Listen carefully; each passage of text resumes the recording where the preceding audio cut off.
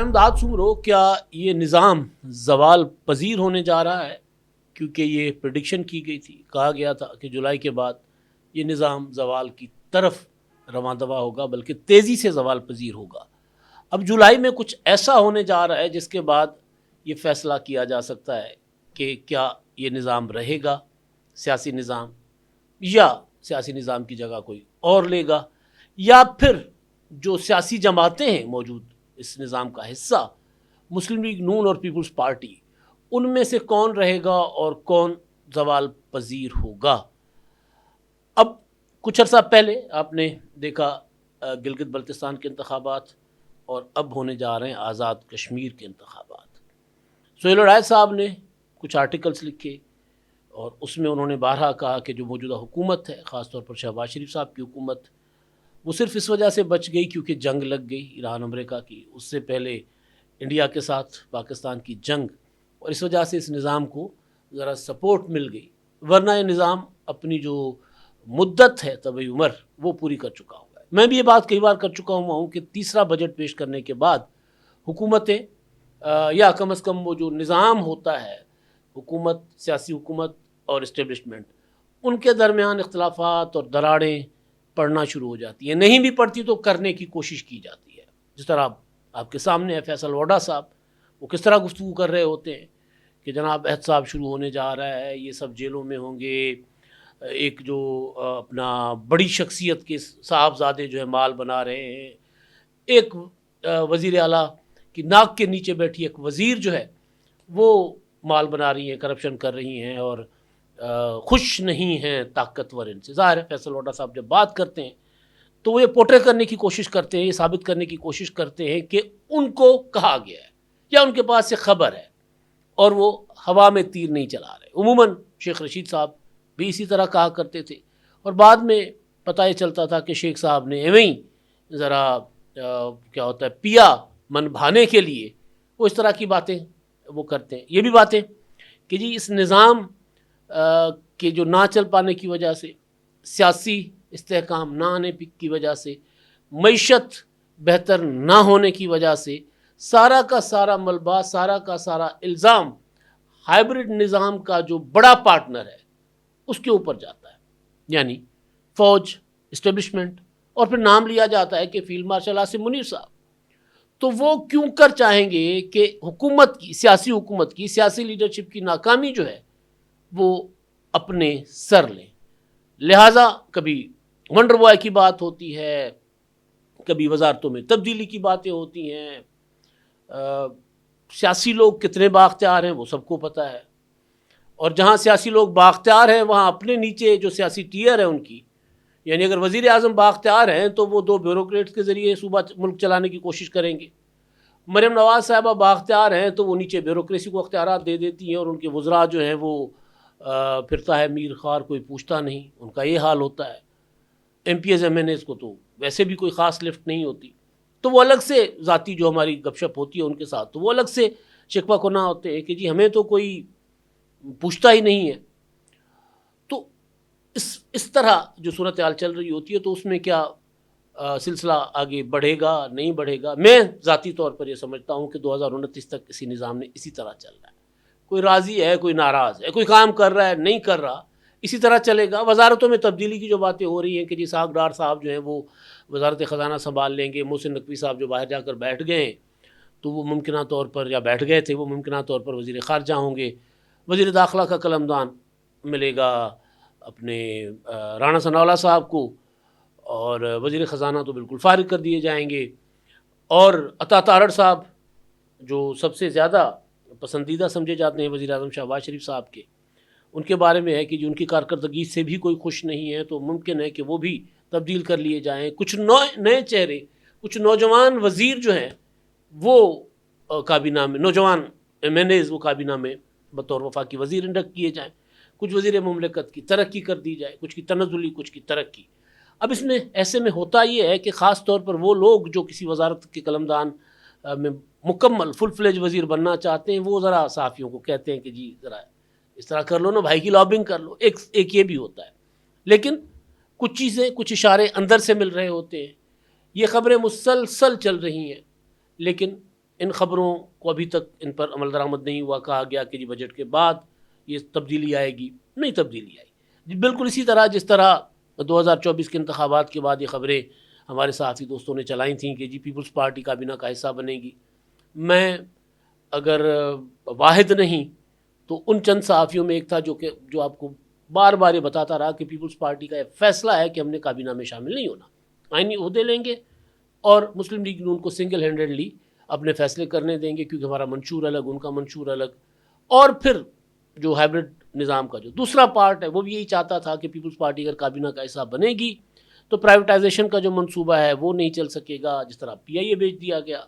काफ़ी सारे और फैसले जिस तरह गंदम पर सब्सिडी ख़त्म करना या गंदम की इमदादी कीमत ख़त्म करना, तो इस तरह के फ़ैसले जो पीपल्स पार्टी नहीं चाहती थी कि हों, तो पीपल्स पार्टी ने उनमें शामिल होने के बजाय हुकूमत से अलग रहकर बड़े बड़े ओहदे लेने का फ़ैसला किया। ज़ाहिर है आइडियल सिचुएशन पीपल्स पार्टी के लिए, सदर उनका, चेयरमैन सेनेट उनका, डिप्टी स्पीकर उनका, सिंध में वज़ीर आला उनका, बलोचिस्तान में वज़ीर आला उनका, अब गिलगित में वज़ीर आला उनका, तो पाकिस्तान के मेजॉरिटी इलाकों में तो उनकी हुकूमत हुई।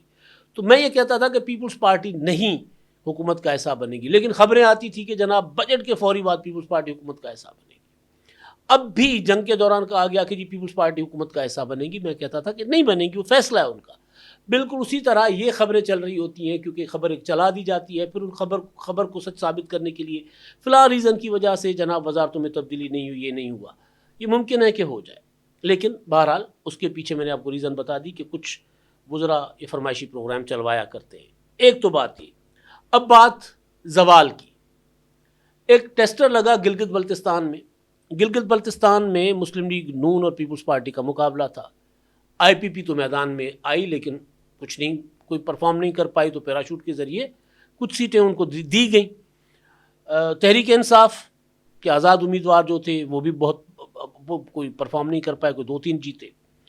वहाँ पर पीपल्स पार्टी की जीत जब हुई तो दो उससे तासुर लिए गए, या दो तरह के तजज़िये हुए। एक ये कि पीपल्स पार्टी जो है उन्होंने बेहतर परफॉर्म किया है, और अवाम यानी GB के अवाम में पीपल्स पार्टी की मकबूलियत अभी भी उसी तरह है, और GB के लोगों ने पीपल्स पार्टी को वोट दिया। पहली बार ये हुआ कि जो ट्रेंड है चेंज हुआ, रुझान बदला, रिवायत बदली कि इस्लामाबाद में बैठे हुए जो हैं हुक्मरान, जो जमात है वो GB में हुकूमत बनाएगी, ये तब्दील हुआ। और ज़ाहिर मुस्लिम लीग नून के लिए बहुत बड़ा धचका था। एक तज्जिया ये। दूसरा ये कि पीपल्स पार्टी को हुकूमत दी गई है गिलगित की, और ये मुस्लिम लीग नून के लिए इशारा है कि भाई हम आपसे खुश नहीं हैं, हम आपसे मुतमईन नहीं हैं, लिहाजा हम अपनी अगला खिलाड़ी तैयार कर रहे हैं। फिर IPP को कुछ सीटें दिलवाई गई, ताकि एक और फोर्स जो तहरीक इंसाफ की जगह एक और जो जमात है उसको ज़रा तगड़ा किया जाए। वफाक में उनका एक वज़ीर है, गिलगित बल्तिस्तान में उनकी नुमाइंदगी हो जाएगी, आज़ाद कश्मीर में काफ़ी सारे इलेक्टेबल्स जो हैं वो IPP में शामिल हो गए अचानक। तो ये सारे इशारे हैं। अब अगला महाज जो मैंने कहा ना कि जुलाई में कुछ ऐसा होगा जिससे पता चलेगा कि वाकई कोई ज़वाल पजीर हो रहा है। जुलाई में 27 जुलाई को इंतखाबात होने जा रहे हैं आज़ाद जम्मू कश्मीर के, वहाँ की कानून साज असम्बली के। अब बिलावल भुट्टो जरदारी साहब जाकर बैठ गए। आज डडियाल में उन्होंने जलसा करना है, 24 तक उन्होंने खुद जलसे करने हैं। अभी तक मुस्लिम लीग नून की मरकज़ी लीडरशिप, वफाकी वज़ीर उमूर कश्मीर जो हैं वो तो वहाँ मौजूद हैं, अमीर मकाम, लेकिन वो कोई ऐसी पर्सनैलिटी नहीं है कि जो जलसे करें और लोग उनकी तकरीरें सुन के मुस्लिम लीग नून को वोट दें। ऐसा नहीं है। बल्कि मरीम नवाज़ साहिबा, नवाज़ शरीफ साहब, जिनके बारे में कहा जा रहा है कि नवाज़ शरीफ साहब शायद वहाँ जाएँ, अभी तक कोई शेड्यूल जब मैं आपसे बात कर रहा हूँ उनका सामने नहीं आया। लेकिन मुस्लिम लीग नून की अभी तक कोई पता नहीं है कि वहाँ कौन जाएगा। बिलावल भुट्टो ने जलसों का शेड्यूल भी दे दिया। वहाँ जाकर उन्होंने वो जो गुस्से वाला सेंटीमेंट है लोगों का आज़ाद जम्मू कश्मीर का, और ख़ास तौर पर 12 नशिस्तों के हवाले से, उनको उन्होंने ज़रा छेड़ा है, उनकी हिमायत करना शुरू कर दी है। पहले भी की, कौमी असम्बली में भी बड़ी तकरीर की, GB और आज़ाद कश्मीर को कौमी असम्बली में नुमाइंदगी देने के हवाले से, NFC में उनको नुमाइंदगी हो, दीगर आइनी इदारों में नुमाइंदगी हो, तो वो वहाँ जाकर उन्होंने ये बात भी की कि जी आज़ाद कश्मीर की हुकूमत का फ़ैसला पंजाब में बैठे लोग कैसे कर सकते हैं। उन्होंने ये कहा कि जब मुझे ये बर्दाश्त नहीं है तो आज़ाद कश्मीर के जो पीपल्स पार्टी के लोग बैठे हुए थे, और ज़ाहिर है उनका जो था गुफ्तगू थी वो सब के लिए थी, आज़ाद कश्मीर के अवाम के लिए, तो आप ये कैसे बर्दाश्त करते रहे? तो लिहाजा बिलावल भुट्टो को पता है कि वो क्या बात करेंगे जिससे लोग उनकी तरफ आए। फिर दूसरी चीज़ उन्होंने ये की कि अवामी एक्शन कमेटी से राब्ते बढ़ाए, यानी मुस्लिम लीग नून जो है वो 12 सीटों के ऊपर डट के खड़ी है, बिलावल ने उसमें लचक दिखाई है। मुस्लिम लीग नून अवामी एक्शन कमेटी जो कल अदम उनके साथ मुज़ाकरात करने को तैयार नहीं है, बिलावल भुट्टो उनके साथ मुज़ाकरात कर रहे हैं, उनके मुतालबात की हिमायत कर रहे हैं। उनके जो अपना जो कुछ हुआ आज़ाद कश्मीर में गुज़िश्ता 34 दिनों के दौरान, 35 दिनों के दौरान, उस पर वो ट्रुथ एंड रिकन्सिलिएशन कमीशन बनाने की बात कर रहे हैं। यानी वो मुकम्मल कोशिश कर रहे हैं कि किसी तरह आज़ाद कश्मीर के लोगों की हमदर्दियाँ और लोगों का जो सियासी जो है वो अपना हिमायत बजरिया वोट पीपल्स पार्टी को मिल जाए। अब ये भी कहा जा रहा है कि आज़ाद कश्मीर में पीपल्स पार्टी को ही हुकूमत मिलेगी, लेकिन क्योंकि 10 सीटें पंजाब में हैं तो ये एक बड़ा सवाल है कि क्या वाकई आज़ाद कश्मीर में पीपल्स पार्टी हुकूमत बना लेगी।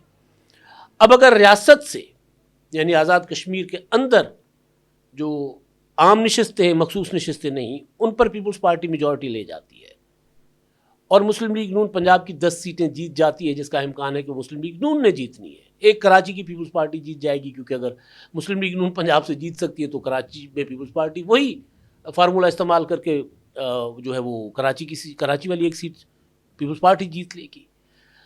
तो अगर बेशक हुकूमत मुस्लिम लीग नून ही बना ले, लेकिन अगर रियासत के अंदर से मुस्लिम लीग नून को मेजॉरिटी नहीं मिलती, वहाँ सीटों से people's party single largest party बनकर सामने आती है, तो ये इशारा समझा जा रहा है कि होगा मुस्लिम लीग नून की जवाल पजीरी का, कि गिलगित में वफाकी हुकूमत होने के बावजूद आपको वोट नहीं मिला, आज़ाद कश्मीर में आपकी हुकूमत होने के बावजूद आपको वोट नहीं मिला, तो फिर ये समझा जाएगा, जो लोग समझते हैं कि सारी डोरें जो हैं वो इस्टेब्लिशमेंट हिलाती है, वो जो फैसले करते हैं वो हुकूमतें बनाते हैं, तो फिर ये समझा जाएगा कि अगला दौर पीपल्स पार्टी का है, यानी मुस्लिम लीग नून की जो है फ़िलहाल जवाल पजीरी। कोई पार्टी जवाल पजीर नहीं होती, लेकिन अगले इंतखाबात के हवाले से बात हो रही है कि फिर अगले इंतखाबात के लिए पीपल्स पार्टी की एक हवा चलना शुरू हो जाएगी पंजाब में भी। मैं अपनी इन्फॉर्मेशन की बुनियाद पे आपको बता रहा हूँ कि आज़ाद कश्मीर के इंतखाबात के बाद वहाँ जो नताइज आएंगे, उन नताइज की बुनियाद पर बिलावल भुट्टो ज़रदारी साहब ज़्यादा फोकस करेंगे पंजाब पर। आसिफा भुट्टो ज़रदारी साहिबा जो हैं, उनके बारे में कहा जाता है कि जी पंजाब में उनको ज़्यादा मुतहरिक किया जाएगा वक्त आने पर, लेकिन फ़िलहाल पंजाब में तंजीम साजी, तंजीमों को तगड़ा करना, उस पर फोकस ज़्यादा किया जाएगा, ताकि 1-1.5 साल के अंदर अंदर जमात को वहाँ खड़ा किया जा सके कि पंजाब से कोई 30-35 सीटें लेकर, और ख़ास तौर पर जनूबी पंजाब से पीपल्स पार्टी अपनी हुकूमत बनाने की पोजीशन में हो। फिर अगला आज़ाद कश्मीर के इंतखाबात के बाद जो अगला मरहला है वो है बल्दियाती इंतखाबात पंजाब में। मुस्लिम लीग नून किसी सूरत नहीं चाहती कि पंजाब में बल्दियाती इंतखाबात हों। पीपल्स पार्टी प्रेशर डालेगी कि पंजाब में बल्दियाती इंतखाबात करवाएं, उसके लिए भी वो तैयारी कर रहे हैं। तो ये जो सारे साइन हैं, यानी अगर पीपल्स पार्टी अगर अपने वोट से जीत कर आज़ाद कश्मीर की हुकूमत बना लेती है, या रियासत के अंदर से गिलगित की तरह ज़्यादा सीटें ले लेती है, बेशक मुस्लिम लीग नून रियासत से कम सीटें लेकर और 10 पंजाब की सीटें लेकर वहाँ हुकूमत बना ले, लेकिन अगर रियासत के अंदर से पीपल्स पार्टी को ज़्यादा सीटें मिलती हैं अपने वोट से, तो भी ये तासुर जाएगा कि पीपल्स पार्टी जो अब तगड़ी होने जा रही है गिलगित के बाद आज़ाद कश्मीर में। और अगर जो दूसरा तरीका पाकिस्तान में होता है, सबसे मकबूल तरीका, सबसे आजमूदा तरीका कि आप किसी को भी जितवा दें, तो अगर उस सूरत में पीपल्स पार्टी को जितवाया जाता है तो फिर ये इशारा होगा कि अब नया घोड़ा तैयार किया जा रहा है।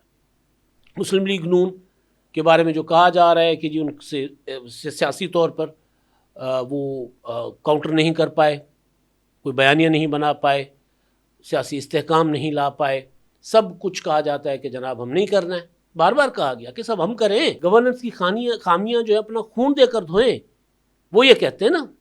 तो फिर ये होगा कि और मईशत ठीक नहीं हुई, तो ये सारे इशारे इस तरफ जाएंगे कि पीपल्स पार्टी जो है वो अगले उसके लिए तैयार हो रही है, उनको तैयार किया जा रहा है, जो भी उसका नाम दे, लेकिन उस सूरत में मुस्लिम लीग नून को बहुत ज़्यादा नुकसान पहुंचेगा। और पॉलिटिकली भी पंजाब में जो आवाज़ उठ रही है वो ये है कि पंजाब में काम तो बहुत अच्छे हो रहे हैं, लेकिन सियासी मैदान, सियासी महाज मुस्लिम लीग नून ने जो है वो क्या कहते हैं उसको खाली छोड़ा हुआ है।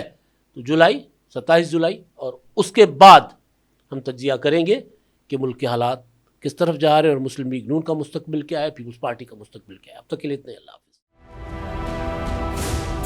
999 कम्युनिकेशन, डिजिटल मीडिया और यूट्यूब चैनल्स की दुनिया में बड़ी कामयाबियां समेटने के बाद अब वेब न्यूज, वेब चैनल और यूट्यूब न्यूज चैनल की तरफ कदम बढ़ा रहा है, जिसके लिए हमें मुल्क भर में रिपोर्टर्स की जरूरत है। ख्वाहिशमंद हजरात व खवातीन नीचे दिए गए नंबर पर राब्ता करें। व्हाट्सएप +92 309 1226 999।